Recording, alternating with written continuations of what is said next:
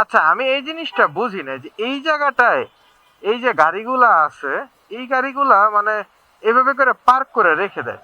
মানে জিনিসটা হলো যে এদের কোনো পার্কিং এর কোনো কিছু নাই তো নাই। ইভেন এই রাস্তাটা এত বিজি একটা রোড থাকে, আপনি দেখেন মাঝখানে কত জায়গা ফাঁকা, এখানে একটা গাড়ি যেতে পারতেছে, বাট রোডটা কিন্তু অনেক বড়। মানে এইসব বড় বড় বিজি রোড গুলা যদি আসলে এইভাবে করে মিস ইউজ করা হয়, সেক্ষেত্রে কিছু করা যায় না। আর গুলশানের সব থেকে বড় ভাইরাস হলো এই টাইপের কিছু গাড়িগুলা, এই স্টাফ বাস টাইপের গাড়িগুলা। এই গাড়িগুলা ঠিক 5টা বাজলে, যখন সব লোকগুলা বেরোয় 5টা থেকে 6টার ভিতরে, এই এত বড় বড় গাড়িগুলা রাস্তার মাঝখানে পার্ক করে রেখে দেয়।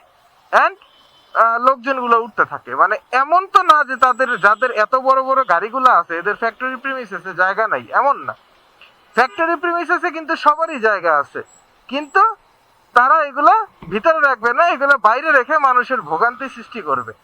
তো এইটা অনেক বড় একটা রিজন আর কি এই আহ, গুলশানের ট্রাফিকের। আপনার মহাখালীর ওই সাইডে যদি ট্রাফিকটা দেখেন আর এই জায়গার যদি ট্রাফিকটা দেখেন, এই গাড়িগুলো হলো অনেক বড় একটা ভিলেন এইসব জায়গার জন্য। দেখেন অবস্থাটা, মানে এখানে কি চলতেছে কিছুই বুঝলাম না।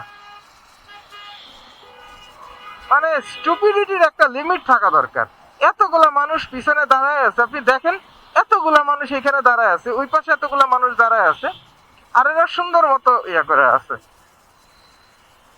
আর এই গাড়িগুলো তো আছেই, এই গাড়িগুলো অলওয়েজ এইভাবে এখানে থাকে।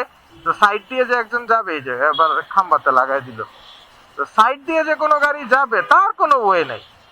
মানে এই রাস্তাটা যখন একটু পরে জ্যাম লাগবে, আপনি দেখেন মানে 30% জায়গা একটা গাড়ি এই 30% জায়গাটা অকুপাই করে রাখছে, এতটুক দিয়ে বাকি সবগুলা গাড়ি যাওয়া লাগবে।